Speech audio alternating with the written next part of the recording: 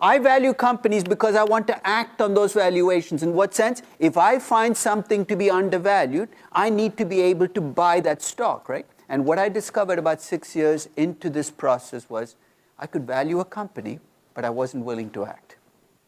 Because I knew it was just a collection of numbers.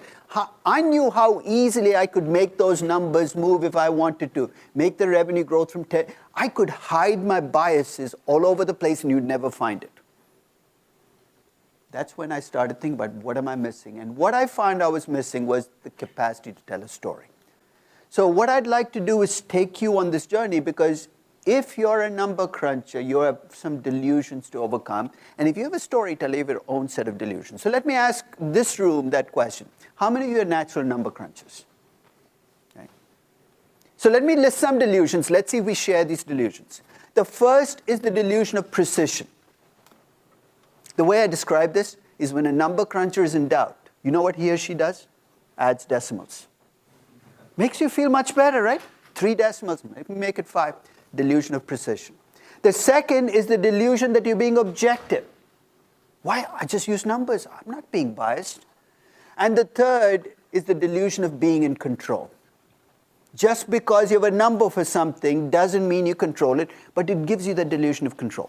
Those are the number crunchers' delusions. If you're a storyteller, you have your own set of delusions. And here are some of those delusions. The first is you think being creative should bring its own reward. I told you such a great story. It should be worth at least $3 billion, right? You think number crunchers dream in black and white. They're incapable of dreaming in color. They have no imaginations. And you love anecdotal evidence. You're like my mother-in-law. And I don't mean that as a compliment. She comes up with the most outlandish conclusions. You wonder, where did that come from? I'll give you an example. About 10 years ago, she mentions in passing that the best car to drive in a snowstorm is a Volkswagen Bug. You know the old ones that you could pick up with 2 hands and move along?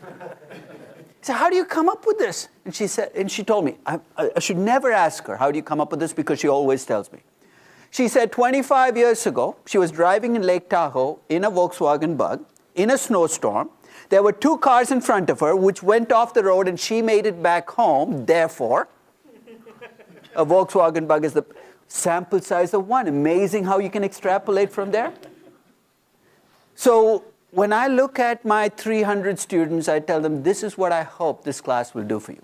I turn to the storytellers first and say, by the end of this class, I hope you learn enough number crunching skills to develop some discipline. Because when you tell stories, you sometimes get carried away, right? You wander across that line between fact and fantasy, and you're not even sure that you walked across the line. I hope you develop enough number crunching that you know that you're crossing the line. I hope that you become disciplined storytellers. Then I turn to my number crunch and say, by the end of this class, I hope you trust your imagination.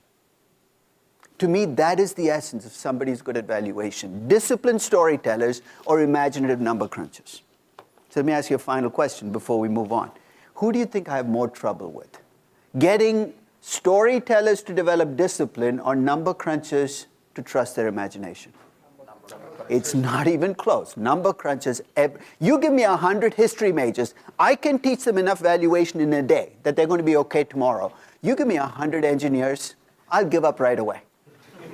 You guys are beyond redemption because you've spent your entire lifetime bludgeoning your imagination into the ground. You don't trust it anymore. So to me, this is the key to valuation, is working on your weak side. I know it's legend about the left brain and the right brain. But if that legend is true, that the left brain controls logic and the right brain, why are you using only half your brain? It's tough enough using your entire brain and doing things right. If you trust only half your brain, you're not using the other half.